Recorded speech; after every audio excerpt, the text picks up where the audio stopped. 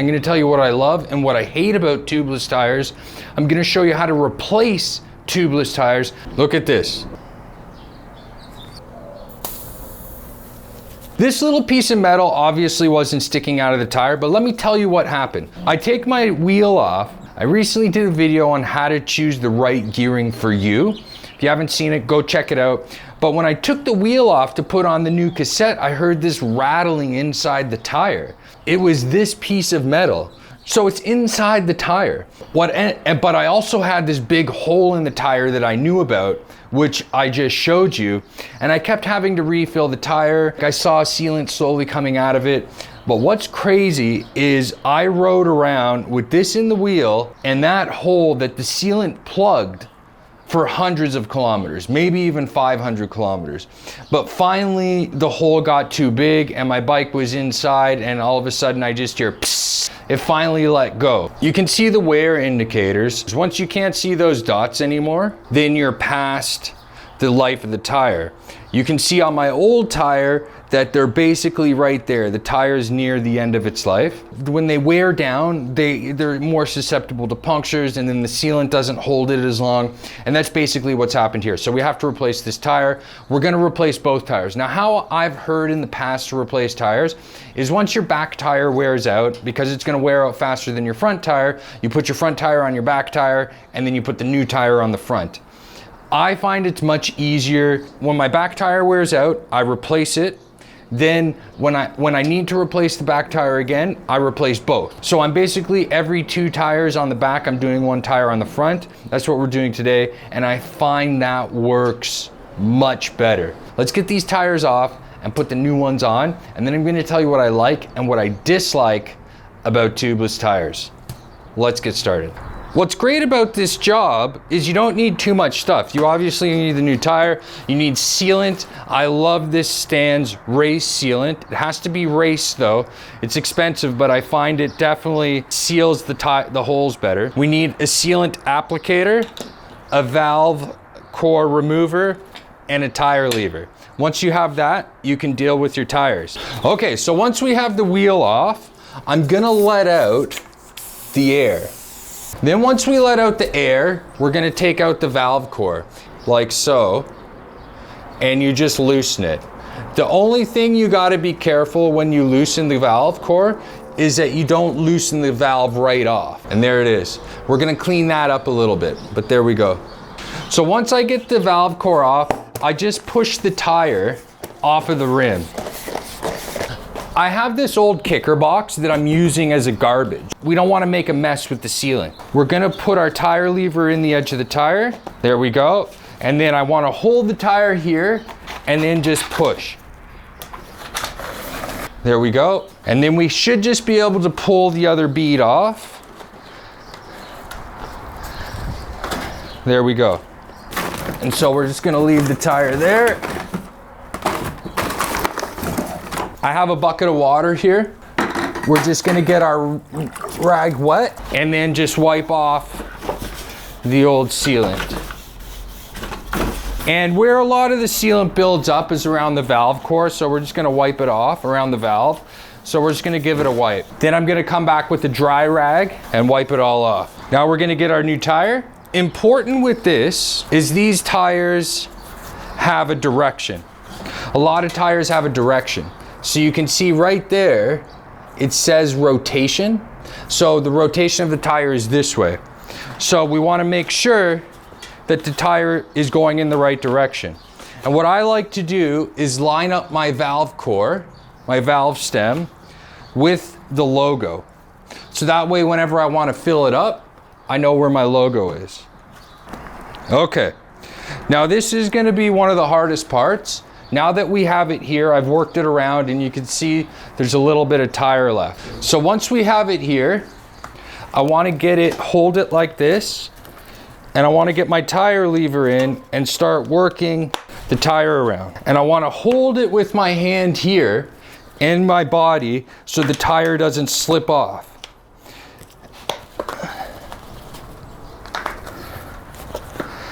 First bead on. So now we're gonna do the second bead, and same thing, we're just gonna work it around the wheel And I find an easy way to do this is, again, I grab it, I put the tire lever in up here, like that. And if I hold the wheel exactly like this, and even put it on the ground, I can push, but I gotta make sure I hold that edge in right here with my right hand, and my left hand is in, the tire's already seated behind the tire lever. And if I just push, boom, we got it on. Now we're gonna go back to our valve core and we're just gonna clean it off. What's an even better option is to buy a replacement. If you buy a replacement valve core and put a new one in, because these can leak over time. All right, so there's two ways I've seen of doing this. One is to seat the tire right now, then put the sealant in, and then seat the tire.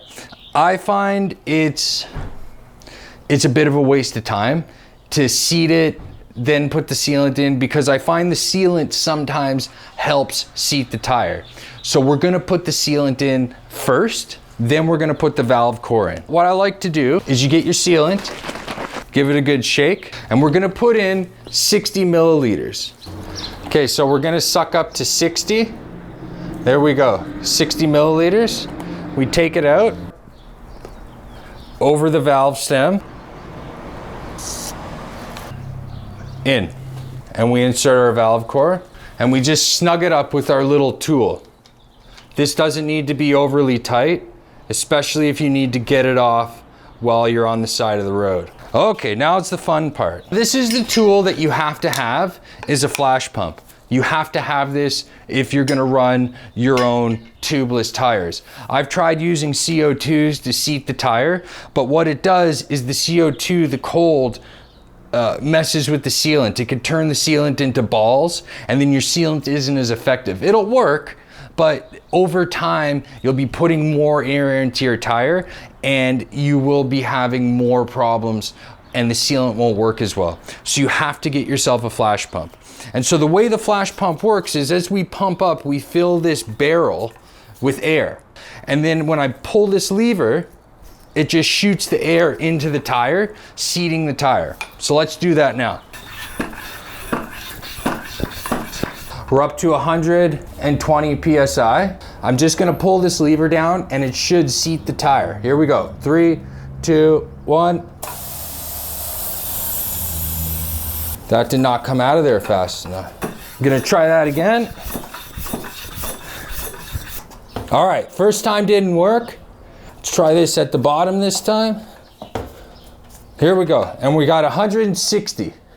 3, 2, 1. There we go. We want about 60 PSI in there.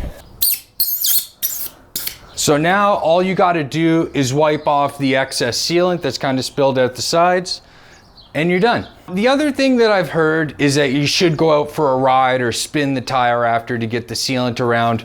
I'm gonna go do a ride now, easy spin, but I haven't, there's times where I've done it, there's times where I haven't done it, and I haven't really seen a difference. But I have heard it recommend to go for a ride after you fill up your tire with sealant for the first time. What are the things I like and things that I don't like about tubeless tires?